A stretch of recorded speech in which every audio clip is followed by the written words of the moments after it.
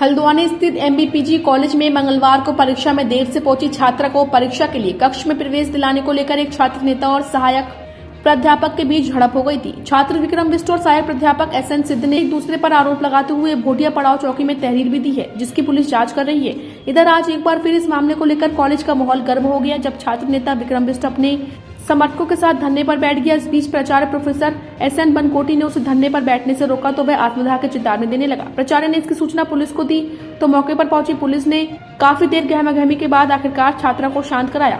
इधर छात्र नेताओं ने असिस्टेंट प्रोफेसर एसएन सिद्ध को महाविद्यालय से हटाने की मांग की है और उन्हें छात्रों का विरोधी तक बता डाला। आपको बता दें कि कल हुए इस प्रकरण को लेकर असिस्टेंट प्रोफेसर ने पुलिस को दी तहरीर में कहा कि स्नातक प्रथम सेमेस्टर की परीक्षा सुबह 9 बजे से शुरू होती है। एक छात्रा 9:30 बजे परीक्षा देने पहुंची तो शिक्षकों ने देरी का हवाला देते हुए उसे परीक्षा कक्ष में बैठने की अनुमति नहीं दी। कुछ देर बाद छात्र नेता विक्रम छात्रा को परीक्षा में बैठाने की हिमायत करते हुए चिल्लाने लगा। उसने धारा 144 का उल्लंघन किया और परीक्षा कक्ष में फोन का प्रयोग किया। इधर विक्रम ने असिस्टेंट प्रोफेसर पर मोबाइल तोड़ने, अभद्रता करने का आरोप लगाते हुए पुलिस को तहरीर दी है। बहरहाल देखना होगा कि छात्र छात्रा और प्रोफेसर की इस कहानी का पटाक्षेप किस तरह होता है।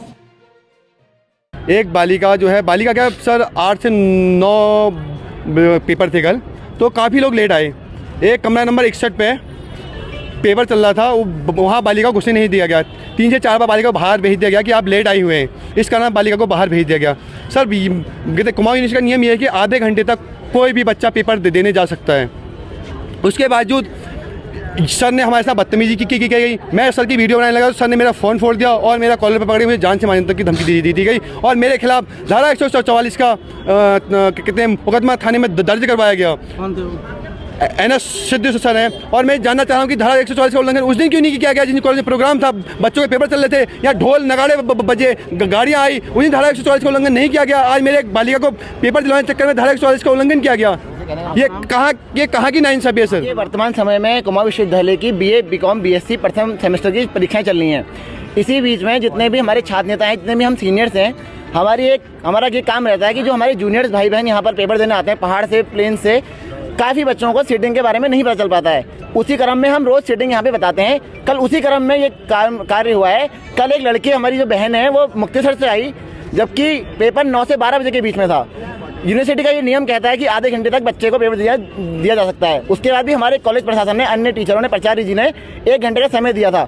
लड़की 9:23 पर परिसर में आती है, जबकि एसएन सिद्ध सर, जो कि परीक्षा ड्यूटी में भी नहीं थे, एसएन सिद्ध सर ने उस बालिका को रोका। उसी बीच हमारा ये भाई विक्रम सिंह बिष्ट उसको वहाँ पे लेके गया, 3 बार उसको भगाया गया और कहते हैं कि आपको अंदर बैठने नहीं दिया जाएगा।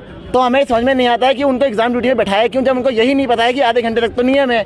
उसके बाद ये सर का छठा केस इस कॉलेज के अंदर है। आप किसी भी बच्चे से या किसी भी टीचर से आप उनके बारे में पूछ लीजिए, उनका फीडबैक ले लीजिए।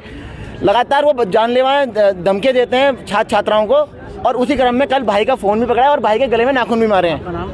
मेरा नाम यश कुमार और मैं ये रिक्वेस्ट करता हूँ कुमाऊं विश्वविद्यालय से भी और हमारे उच्च शिक्षा मंत्री धन सिंह रावत जी से भी कि एसएन सिद्ध जैसे सर को यहाँ से निकाल देना चाहिए, जो छात्रों के भविष्य के लिए बहुत हानिकारक चीज़ें हैं। हुई थी वो आप सभी को पता है, समाचार पत्रों में वो आ गया है। मामला दोनों की तहरीर थाने में चले गई है और लड़का आज महाविद्यालय में पहुंचते ही फिर कुछ लड़कों के साथ मेरे पास आया कि मैं धरने में बैठता हूं। मैंने उसको बिल्कुल भी अलाउ नहीं किया कि मैंने कहा जब मामला थाने में चले गया है तो तुम्हारा धरने में बैठने का कोई औचित्य नहीं है।